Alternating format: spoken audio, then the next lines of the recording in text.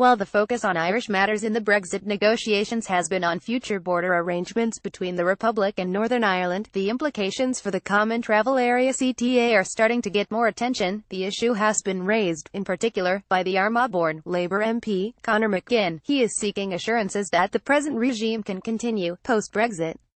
It is also a question which is exercising the minds of many of the over 500,000 Irish-born North and South who live on the island of Britain. Any changes in the CTA would be likely to have negative implications for the Good Friday Belfast Agreement, which was signed against the background of the CTA.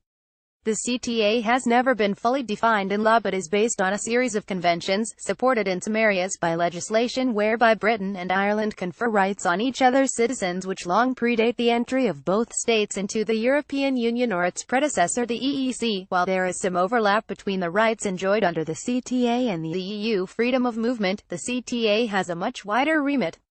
Apart from the bilateral British-Irish arrangements, the CTA was also provided for in Protocol 20, annexed to the Treaty on the Functioning of the EU 1992.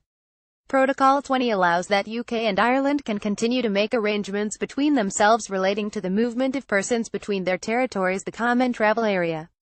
While it is clear that this protocol will fall once the UK exits the EU, both the UK and the EU have expressed general support for the continued operation of the CTA.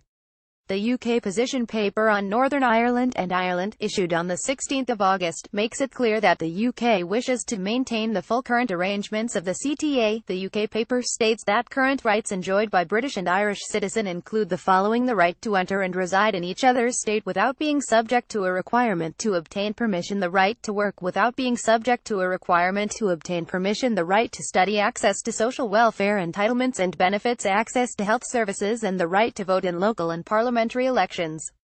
In addition, the UK has made it clear that it does not view the open border, under the CTA, between the Irish Republic and Northern Ireland as a potential backdoor which could help to thwart any new UK immigration controls on other EU citizens.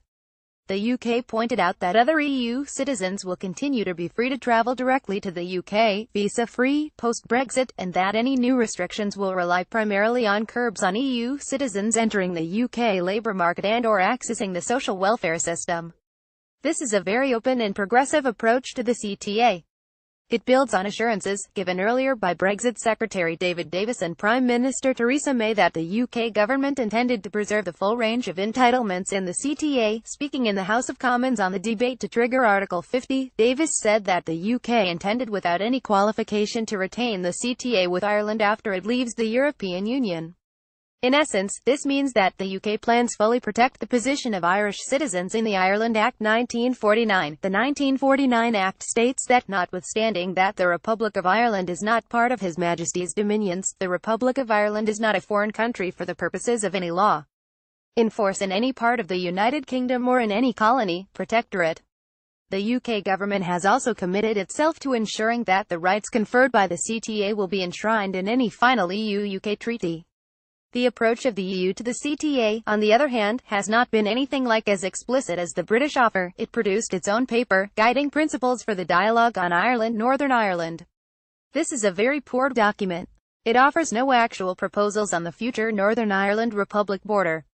The former Irish Minister for Justice, Michael McDowell, rightly described it as glib. In the paper, the EU task force takes a more minimalist approach to the CTA, which it describes in the following terms: the Common Travel Area is a long-standing arrangement between Ireland and the United Kingdom, predating either country's accession to the Union, which enables Irish and British citizens to travel and reside in either jurisdiction without restriction and provides for associated rights and privileges in both jurisdictions. It goes on to state that continuation of the CTA arrangements, in conformity with European law, should be recognized.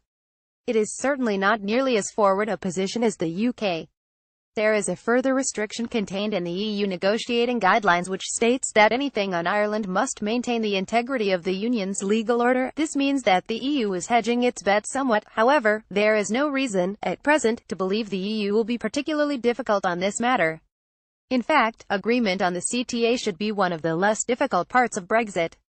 The main danger to the CTA would be in a scenario where there was no deal between the EU and the UK and the EU authorities took a very punitive attitude to the UK, post-Brexit. However, that would place the Irish government in an impossible position, and it is highly unlikely that the EU would go down that road. Therefore, it would seem that the fears of Conor McGinn are not warranted at this stage.